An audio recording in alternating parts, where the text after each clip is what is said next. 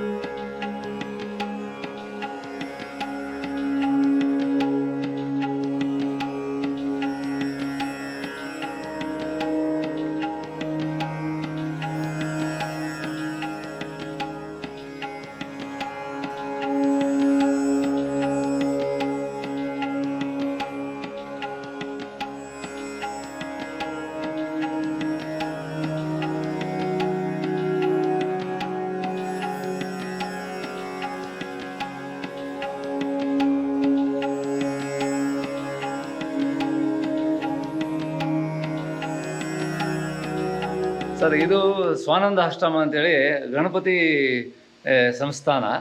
ಇದು ಬೆಂಗಳೂರಿನ ಅಗರ ತಾತಗುಣಿ ಇದೆಯಲ್ಲ, ಕನಕಪುರ ರೋಡಲ್ಲಿ, ಅದತ್ರ ಬರುತ್ತೆ ಇದು. ಸೊ ಅಗರ ಗ್ರಾಮ ಪಂಚಾಯತಿಗೆ ಸೇರುತ್ತೆ. ಇದು ಒಂದು 7.5 ಎಕರೆ ಜಾಗ ಇದೆ.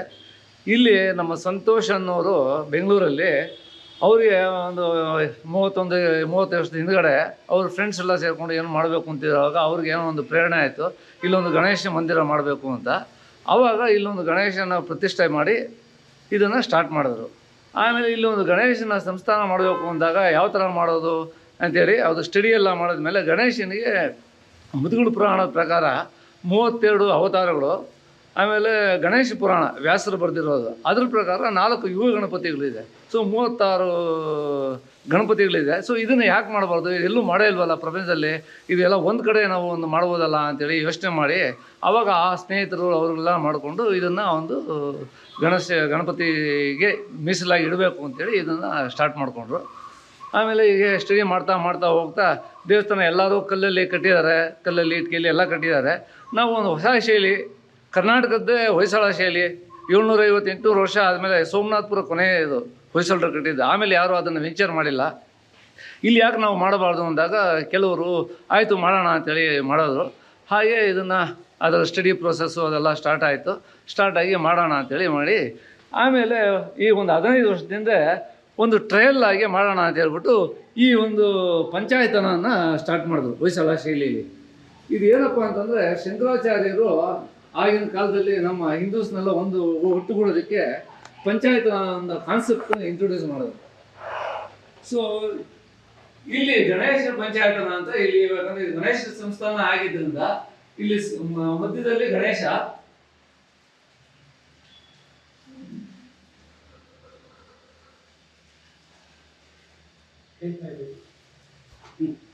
ಸೊ ಮಧ್ಯದಲ್ಲಿ ಗಣೇಶ, ನಮ್ಮ ಬಲಭಾಗದಲ್ಲಿ ವಿಷ್ಣು, ಎಡಭಾಗದಲ್ಲಿ ಶಿವನ ಹಿಂದ್ಗಡೆ ಸೂರ್ಯ, ವಿಷ್ಣು ಹಿಂದ್ಗಡೆ ಅಂಬಿಕೆ.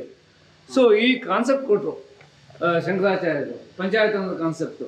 ಸೊ ಆ ಒಂದು ಇದರಲ್ಲಿ ಇವಾಗ ವೈಷ್ಣವರಾದರೆ ಶಿವನ ಮಧ್ಯದಲ್ಲಿ ಇಟ್ಕೊತಾರೆ, ಮಿಕ್ಕಿದ ಪರಿವಾರ ಬೇರೆ 4 ಕಡೆ ದಿಕ್ಕದಲ್ಲಿ ಇಟ್ಕೊಳ್ತಾರೆ. ಸೊ ಇದೆಲ್ಲ ಮಾಡಿ ನಮ್ಮ ಒಂದು ಹಿಂದೂ ಧರ್ಮದನ್ನು ಅವರು ಶಂಕರಾಚಾರ್ಯನ ಇಂಟ್ರೊಡ್ಯೂಸ್ ಮಾಡಿದ್ರು, ಎಲ್ಲರನ್ನೂ ಒಗ್ಗೂಟ್ಟು ಮಾಡ್ಕೊಳ್ತಾರೆ. ಸೊ ಆ ಥರ ಒಂದು ಮಾಡಬೇಕು ಅಂತೇಳಿ ಇಲ್ಲಿ ಹೊಯ್ಸಳ ಶೈಲಿಯಲ್ಲಿ ಮಾಡೋಣ ಅಂತೇಳಿ ಇದನ್ನು ನಾವು ಪ್ರಯತ್ನ ಮಾಡಿದ್ವಿ. ಸೊ ಇದು ಸಕ್ಸಸ್ಫುಲ್ ಆಯಿತು.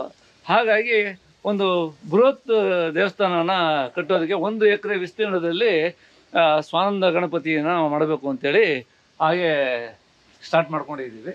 ಸೊ ಇದನ್ನು ನೀವು ವೀಕ್ಷಿಸ್ಬೋದು. ಇವಾಗ ಇಲ್ಲಿ ಕೆತ್ತನೆಗಳೆಲ್ಲ ಮಾಡಿದ್ದಾರೆ. ಇದು ಸೋಪ್ ಸ್ಟೋನ್ ಅಂತೇಳಿ ನಮ್ಮ SD ಕೋಟೆಯಲ್ಲಿ ಸಿಗುತ್ತೆ ಕಲ್ಲು. ಇದು ಸ್ಪೆಷಲ್ ಸ್ಟೋನ್. ಇದರಲ್ಲಿ ಕಾರ್ವಿಂಗು ನಾವು ಕುಸ್ತಿ ಕೆಲಸಗಳು ಮಾಡ್ಬೋದು. ಇವಾಗ ಈ ವಿಗ್ರಹಗಳೆಲ್ಲ ನೋಡ್ಬೋದು ನೀವು ಯಾವ ಥರ ಕುಸ್ತಿ ಕೆಲಸ ಮಾಡಿದ್ದಾರೆ ಏನು ಅಂತ. ಈ ಸೋಮನಾಥಪುರ, ಬೇಲೂರು, ಹಳೇಬೀಡುಗಳಲ್ಲಿ ಇದೇ ಶೈಲಿಯಲ್ಲೇ ಮಾಡಿದ್ದಾರೆ. ಸೊ ಹೊಯ್ಸಳ ಶೈಲಿ ಸ್ಪೆಷಾಲಿಟಿನೇ ಇದು ಈ ಕುಸ್ತಿ ಕೆಲಸಗಳು. ಈ ಕುಸ್ತಿ ಕೆಲಸ ಇದ್ದರೆ ಹೊಯ್ಸಳ ಶೈಲಿಯಲ್ಲಿ. ಹಾಗಾಗಿ ಇದನ್ನು ಮಾಡಬೇಕು ಅಂತೇಳಿ ಪ್ರಯತ್ನ ಮಾಡಿ ಇದನ್ನು ಮಾಡಿದ್ದೀವಿ ಈಗ. ಸೊ ಇದನ್ನೆಲ್ಲ ಮಾಡಿ ಇವಾಗ ನೆಕ್ಸ್ಟು ನಾವು ಅಲ್ಲಿ ಹೋಗಿ ಆ ಬೃಹತ್ ದೇವಸ್ಥಾನನ ನಾವು ವೀಕ್ಷಣೆ ಮಾಡಿ ಅಲ್ಲಿನ ಒಂದು ವಿಷಯನ ನಿಮಗೆ ತಿಳಿಸಬಹುದು.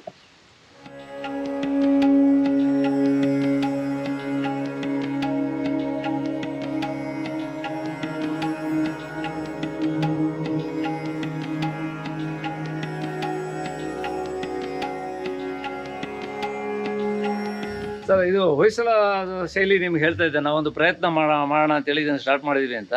ಹೊಯ್ಸಳ ಸ್ಪೆಷಾಲಿಟಿ ಏನಪ್ಪ ಅಂತಂದರೆ, ಒಂದು ಕುಸರಿ ಕೆಲಸಗಳು.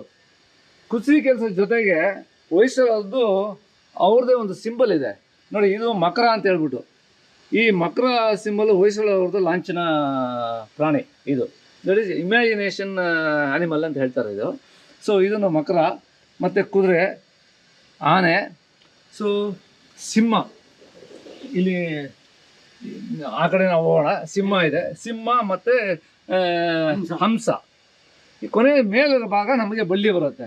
ಬೇರೆ ದೇವಸ್ಥಾನಗಳಲ್ಲಿ ನೀವು ಬಳ್ಳಿ ಮತ್ತು ಹಂಸ ನೋಡ್ಬೋದು. ಆದರೆ ಈ ಮಕರ, ಕುದುರೆ, ಆನೆ ಇದೆಯಲ್ಲ, ಅದು ಭಾಳ ಕಡಿಮೆ. ಹೊಯ್ಸಳರಲ್ಲಿ ಅದನ್ನು ಎತ್ತಿ ತೋರಿಸ್ತಾರೆ. ಯಾಕಂದರೆ ಹೊಯ್ಸಳರು ಎಷ್ಟು ಬಲಿಷ್ಠರು ಅನ್ನೋದಕ್ಕೆ ಆನೆ ಇದೆ, ಮತ್ತು ಅವರು ಸ್ವಿಫ್ಟಾಗಿರ್ತಾರೆ, ಕ್ವಿಕ್ಕಾಗಿರ್ತಾರೆ ಅಂತ ಅನ್ನೋದಕ್ಕೆ ಕುದುರೆ ತೋರಿಸಿದ್ದಾರೆ. ಆಮೇಲೆ ಸಿಂಹ, ಅವರ ಧೈರ್ಯನ ತೋರಿಸೋ ಸಿಂಹ ಇದೆ. ಸೊ ಇಲ್ಲಿ ಪಂಚಾಯತ್ನಲ್ಲಿ ನಾವು ಇಲ್ಲಿ ಶಿವನ ಇಟ್ಟಿದ್ದೀವಲ್ಲ, ಆ ಒಂದು ಇದಕ್ಕೆ ಇಲ್ಲಿ ಶಿವ ಪಾರ್ವತಿನ ಒಂದು ಕೆತ್ತನೆ ಮಾಡಿದ್ದೀವಿ.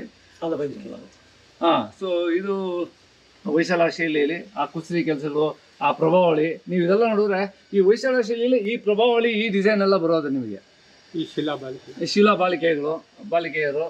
ಸೊ ಇದೆಲ್ಲನೂ ಹೊಯ್ಸಳ ಶೈಲಿಯಲ್ಲೇ ಬರೋದು. ಯಾಕಂದರೆ ಅಲ್ಲಿ ಆರ್ಟಿಗೆ ಭಾಳ ಇಂಪಾರ್ಟೆನ್ಸ್ ಕೊಟ್ಟಿದ್ದಾರೆ ಹೊಯ್ಸಳರು.